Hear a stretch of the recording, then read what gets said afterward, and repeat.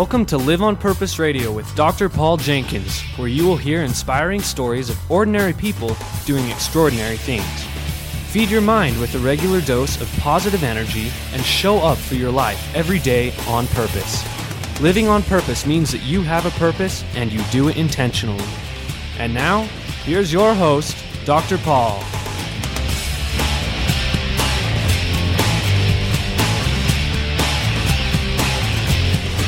Hello and welcome back to Live on Purpose Radio.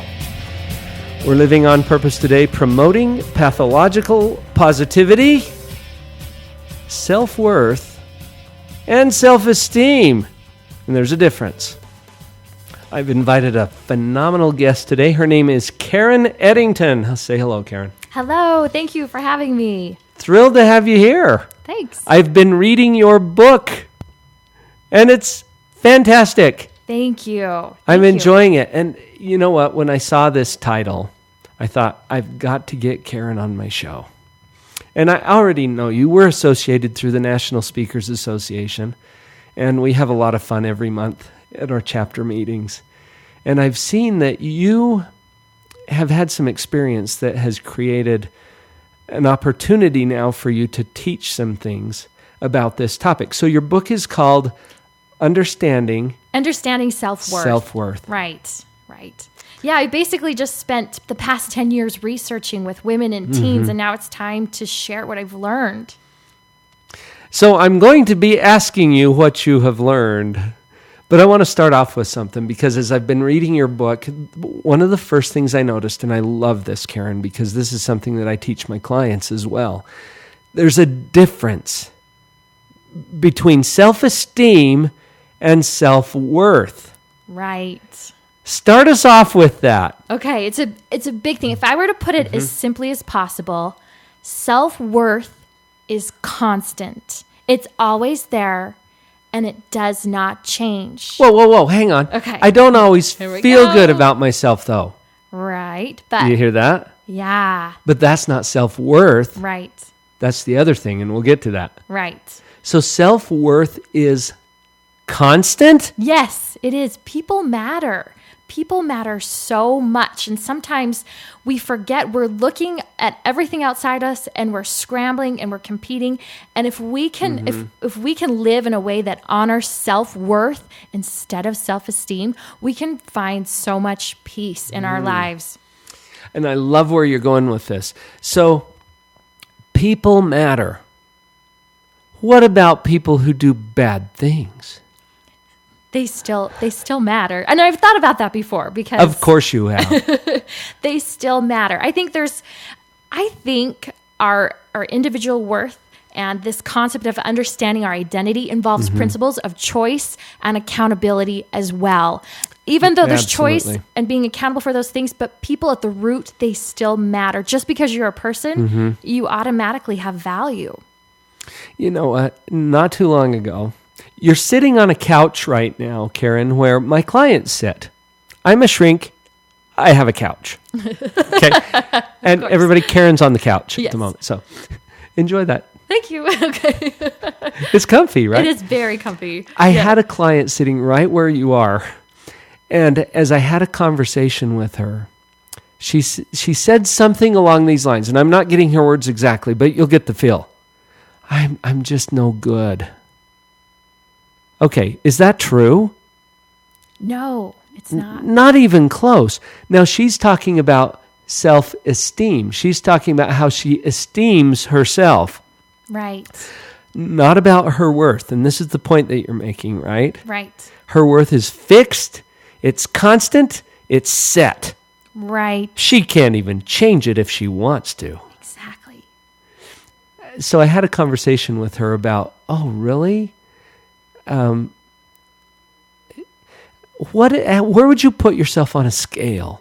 And I went over to the whiteboard and I drew a vertical scale, and at the top I put the word better, and at the bottom I put the word worse.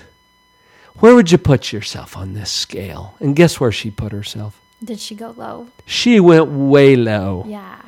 Way low. And so I asked her, okay, can you think of anyone who is better than you? Oh, lots of people. Like who? Like my sister Jill. Okay, so I put Jill's name up above hers. Can you think of anyone worse than you? And guess what happened? I'm sure she listed some people, did she? She didn't. She didn't. Wow. Actually, you know why? She couldn't think of anyone worse than her. Wow. That's pretty low. And people really are that low. There are people Right. feeling that low. I said, why are you so bad? She said, well, because I do this, and I don't do that, and I do this, and I don't do that. And she gave me this list, right? I said, oh, so if you do bad things, that makes you bad, right? And she said, well, that's one of the things. I said, so you're probably, well, how about Jason? Are you better than him? She's like, Jason? Who the heck is Jason? I said, let me tell you about Jason. Jason is a kid that I met when I was working in a juvenile correctional facility in Oregon. He was on a murder unit. A kid, okay? Mm-hmm. Everybody on the unit was under 18 and had killed at least one person. Wow. Jason had killed his brother. Wow. So you're better than him, right? And still she was uncomfortable saying that she was better than him. Why do you think that is? It's hard. It's because she's focused on self-esteem instead of self-worth. When you're focused on self-esteem, you rate yourself. And you're always in competition. You're always scrambling. You're always competing. And you're either feeling vain, like you're better than someone else, or you're bitter that somebody's better than you. And she didn't want to put this 13-year-old boy who had killed his brother, and there's a whole story behind that, which I won't share right now. She didn't want to put him below her because she was focused on his self-worth. Interesting. Yeah. And comparing it to her own self-esteem. Interesting. See the problem? Yes, very much so.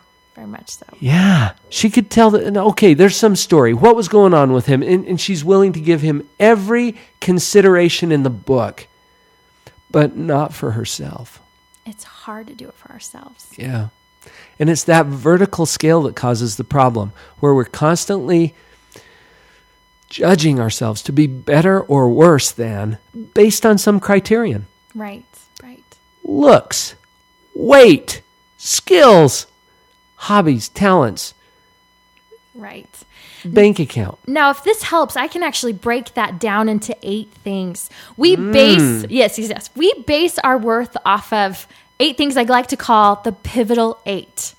Appearance, achievements, intelligence, so how smart we are, ideals, having the perfect life, that kind of category. It's also relationships, recognition, money and possessions, and addictions. Those are the pivotal 8 that we like to use to rate ourselves. Right. The presence of those or the lack of those, or how does it compare to the guy down the street or the lady next door, whatever. Right. So these constant comparisons. You know what really helped her the most? What helped her? To cue into the self-worth rather than self-esteem. Exactly. Yeah. We took that vertical scale and I added a word to the top and the bottom. Remember how I wrote better at the top?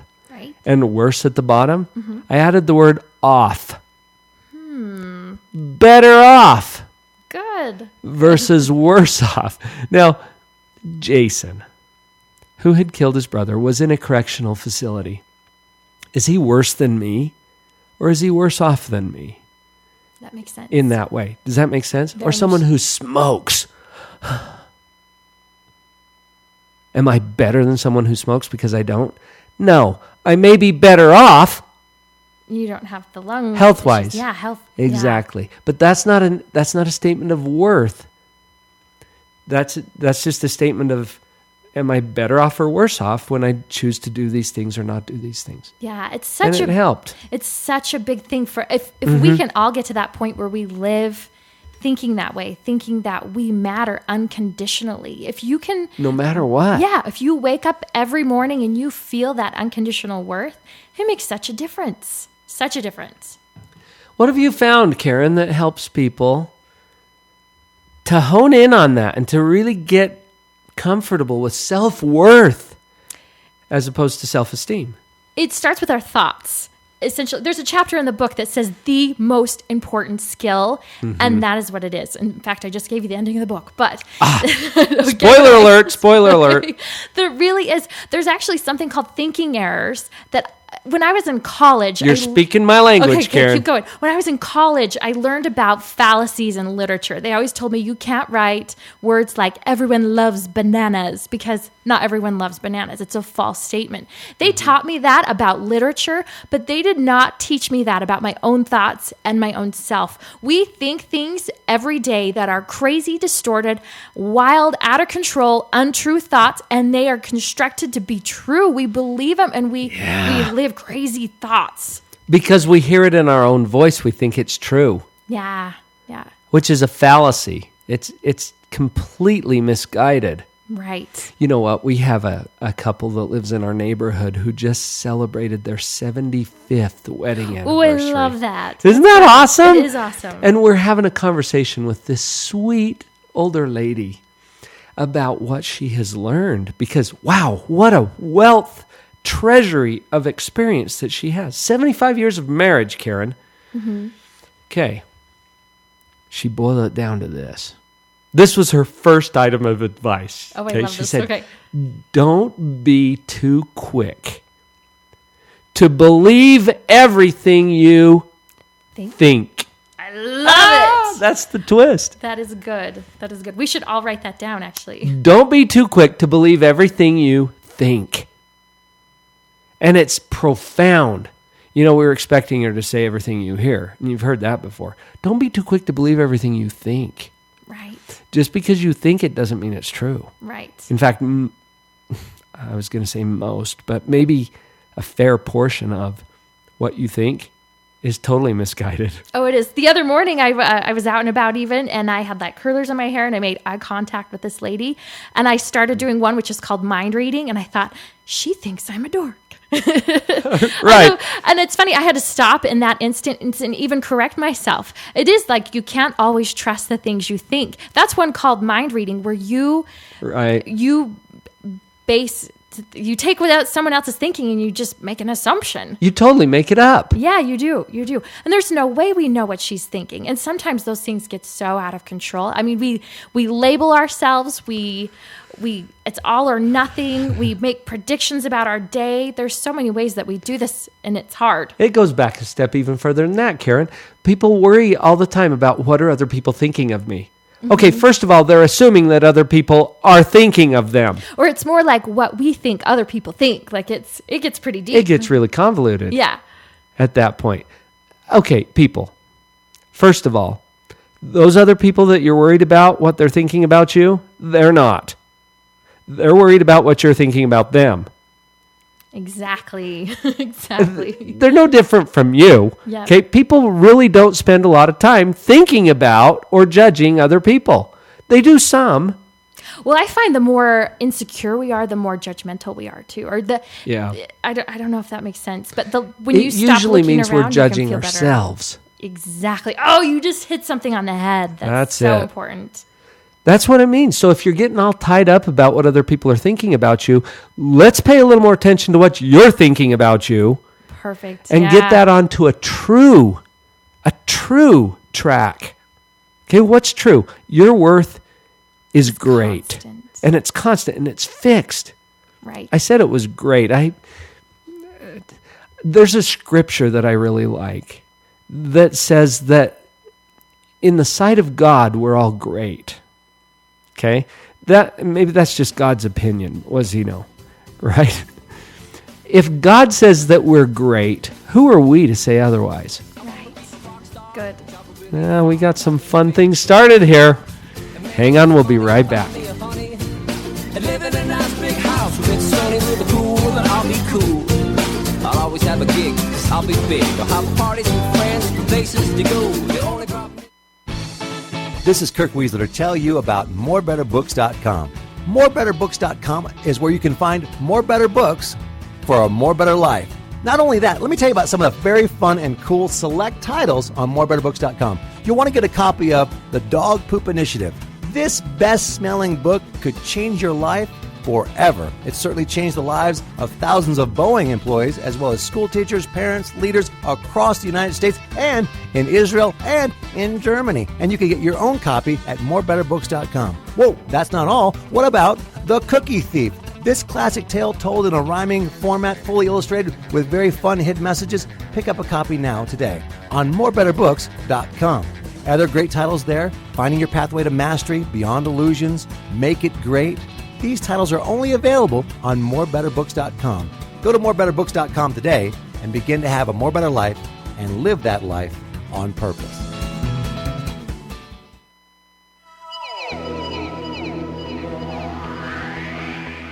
Thank you for listening to Live on Purpose Radio. We're so glad to have you here. Please come by the website, drpauljenkins.com, spelled with a D-R, drpauljenkins.com. On the website, you'll have an opportunity to receive a free download. And while you're there, make sure you click on the social media icons. Come over to Facebook, where we will be posting these episodes as well as our YouTube videos and other content and announcements for you to share. Please like us, comment, subscribe, join the conversation. We're happy to have you with us here at Live on Purpose Radio. Let's all support each other to live on purpose. drpauljenkins.com.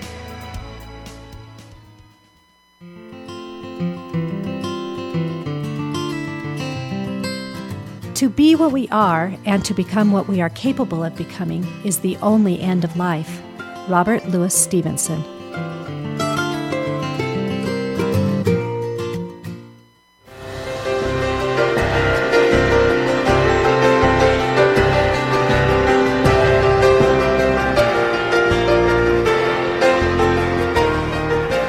Karen, this topic is one that is so near and dear to my heart. Good. Mine too. And it's because I think this is one of the key elements that really gets people tipped over. If they don't really connect to their own worth, they can spend their entire life trying to chase it, trying to find it. Right. Define it, whatever it is. When you accept that your worth is great and that it's fixed, and I suggested before the break that maybe God thinks that your worth is great and you don't have the authority to say otherwise. In fact, our destructive pride sometimes gets in the way and says, well, I don't care what your opinion is, here's what my opinion is. And did you know, Karen, that I have an opinion about you? Okay, yeah. And you have an opinion about you. Yeah, okay, yeah. And who's right? Well, secretly, you know that you're right. You know? Yeah. That's how our mind processes this. You know, somebody tells me, oh, Paul, you're awesome. And then in my own mind, I'm thinking, whatever I'm thinking. Well, our pride has us thinking that we're always right, even if other people give us a different opinion. Mm-hmm. So here's the opinion, folks. The opinion is that you are great, that your worth is great. It's fixed. It's constant. You can't change it. In fact, you know what, Karen, back in graduate school, they taught us that a depressionogenic thought. Have you ever heard that word before? I have not. Depressionogenic means that it creates depression. Okay. The most common depressionogenic thought is that my worth can change. It makes so much sense. And if you know that can help so many people. Mm-hmm. Or if people know that, they need to know that. Right. So changing that belief, wait, my worth can't change, it's fixed. Then you give up all of these exhausting campaigns to try to elevate it. That's no longer the job because it's fixed. You know, and this makes me think too, when you have all these thoughts and when you're so focused on the self-esteem, which is up 1 minute and it's down 1 minute, it's really hard to see other people. And I have a favorite new quote that about confidence. Okay. Confidence is not about being self-centered. It's about being emotionally centered so you can better see other people. And I love that. Yeah, I love it so much. It's in my book if you want to check it out sometime. But I love it so much because sometimes you think that there's a difference between confidence and arrogance, for one. Sometimes people are worried about like being confident or saying that they matter because they worry that it's going to put them above someone else, especially women. I see it a lot. Arrogance is when you start rating yourself. There's nothing wrong with confidence saying, I am great.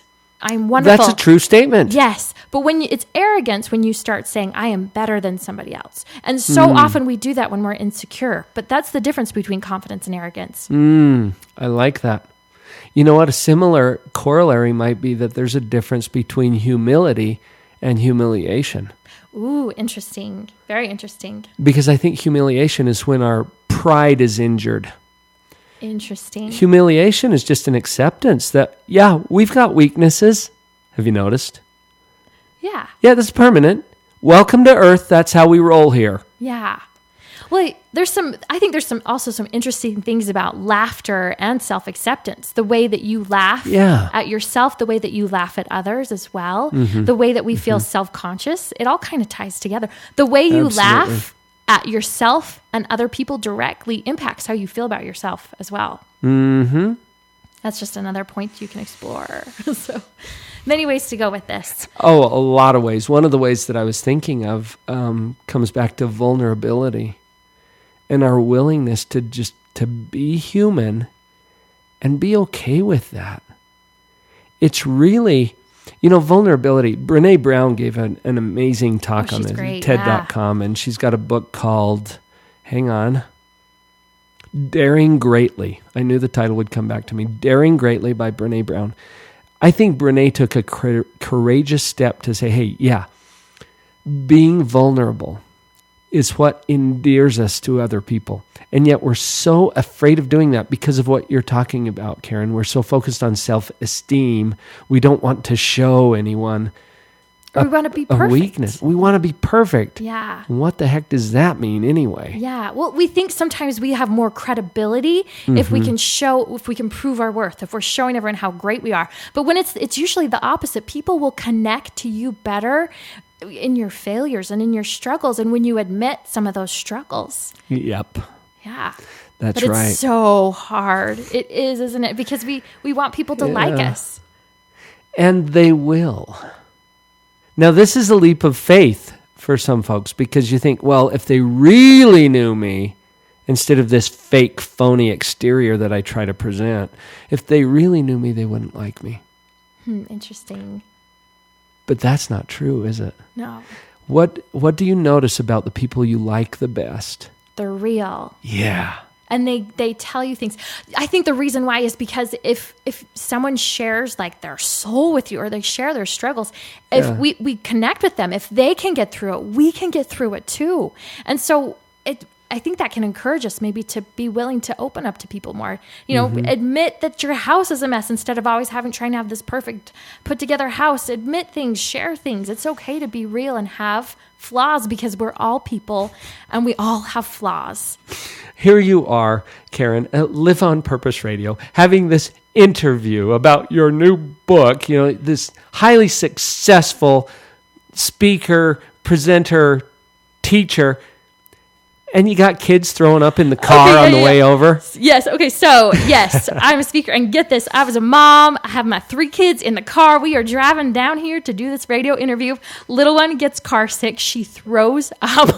Spews. I know. And so we had to stop at Target, get her some new clothes, and we're running. And I come sitting here. I'm a person. We are all just people. And sometimes we look at other people's lives and make assumptions about their lives that they're perfect and going well, but we are all just people. Even me, got kids in the car.